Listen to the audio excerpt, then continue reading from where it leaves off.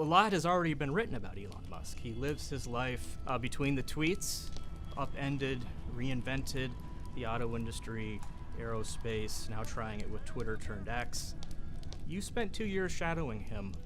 What did you learn that we didn't already know about Elon Musk? Well, there's certainly multiple Elon Musk, multiple personalities, whether it's the hardcore engineering mode that you know so well, where you can figure out how to do a battery cell, or more importantly, figure out how to do steps on an assembly line that will make the battery cell. But also there's almost a demon mode of Elon Musk, where he turns really dark. And that can be very problematic, especially when it came to acquiring Twitter, which I think involves more emotional intelligence. Were there ground rules, anything off limits? Did you sleep on the factory floor next to him? You know, I slept in Airstream trailers down in the south tip of Texas where SpaceX has its launch pad. I spent a lot of late nights in factories. He put nothing off limits, which surprised the heck out of me.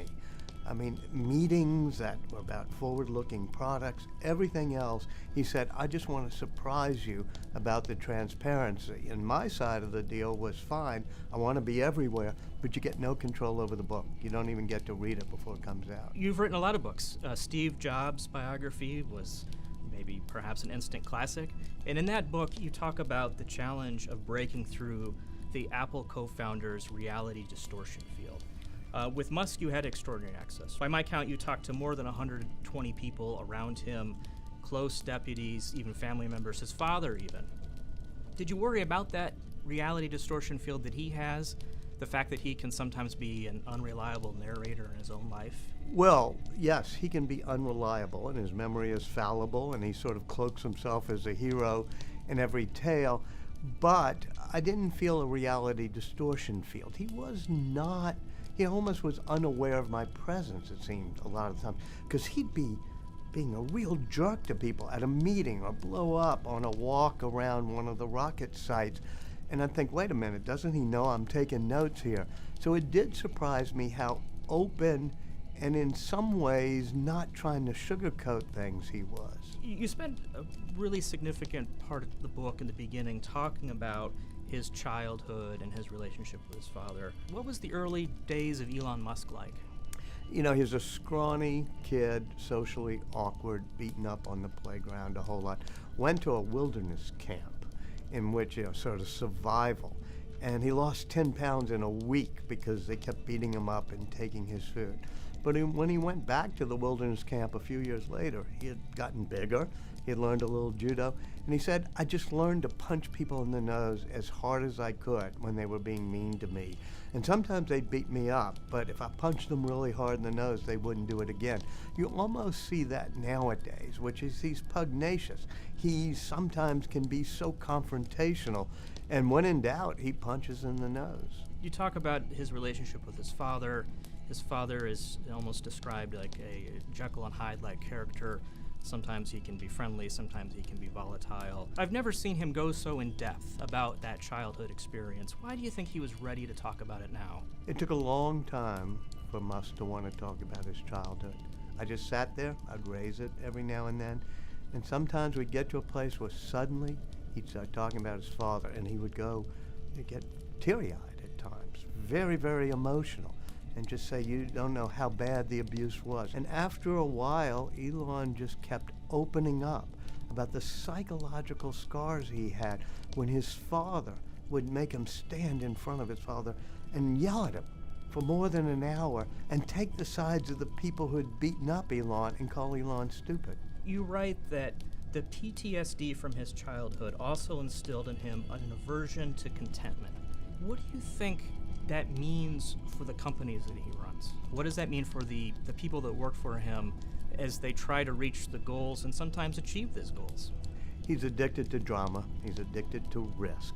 And whenever things seem to be going smoothly, he almost has a compulsion to stir things up. It allows him to become a disruptive figure, but also a difficult leader. What do you think was one of the most surprising kind of instances of him losing his temper with one of his employees? Oh, one night in South Texas at the launch pad of SpaceX. It's a Friday night at 10 p.m. And everything's going smoothly. There's no launches being scheduled. And he looks and there's only 2 people working at the launch pad. And all of a sudden I see demon mode coming in, almost like storm clouds from the Gulf of Mexico. And I'm thinking, well, it's Friday night at 10 p.m., and yet he just reams out this guy named Andy, who was in charge of the launch pad site.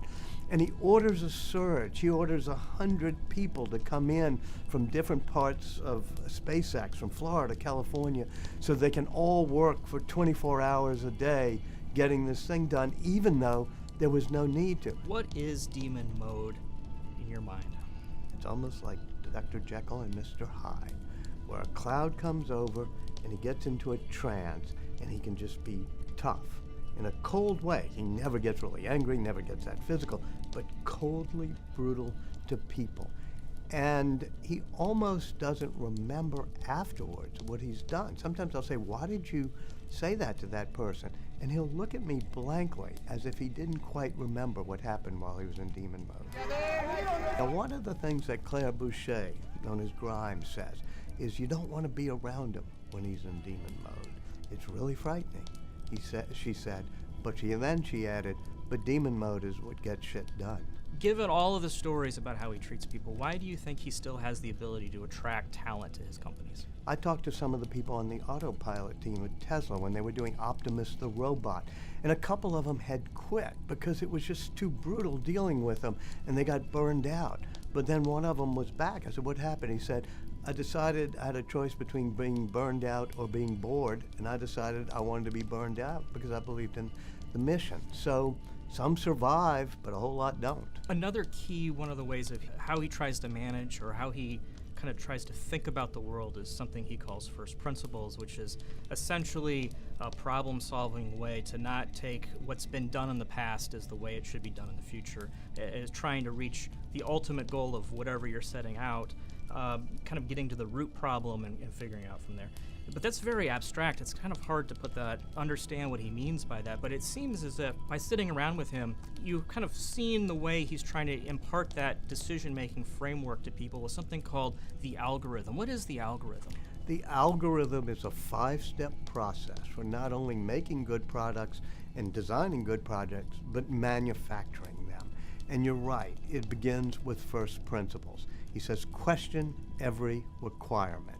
And by first principles, he means look down at the physics. If somebody says, no, we can't build it at this price, he says, tell me how much the materials cost, tell me exactly what's involved here, and then tell me you can or can't do it. When he first was trying to buy a rocket booster in Russia early on, and they were charging him $15 million or something, on the flight home, he calculated how much is the cost of materials and fuel, and he said, okay, those are the first principles. So we should be able to make it at a much cheaper cost. With the algorithm, he's always saying, question every requirement, and then delete, delete, delete. So he simplifies things. And then, only then do you start to speed up the manufacturing process and eventually automate it. One of his big mistakes at Tesla was he went to automation too quickly before he had deleted every part and questioned every requirement. Do you see him moving into a new era where he's essentially seeding a bunch of ideas, almost a Thomas Edison character, putting money towards bigger ideas and letting smart people invent it? Or is he going to kind of keep control like a Henry Ford back in the day of making sure the Model T was the Model T for as long as possible? Well, I think one of his weaknesses, I'll call it, is he really is a control freak. You want him to give up control. Say of Twitter, you're thinking, okay, Linda Yaccarino should run it. But he doesn't really cede too much control. Gwen Shotwell at SpaceX learns how to deal with him. He really is focused on the product. She gets to run the company.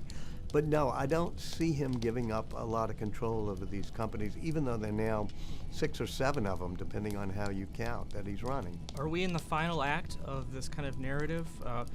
Has he peaked? Is he on the decline? I would say that for many years people have predicted his kind of the epic collapse of something, and he's been able to get through it. Is this just another example of that? Some of them are going to collapse. It's going to be like his rocket ships and everything else. He believes you can't get into orbit without blowing things up every now and then. So there will be debris, there will be things blown up. But I think most things he's done keep surprising me as being successful.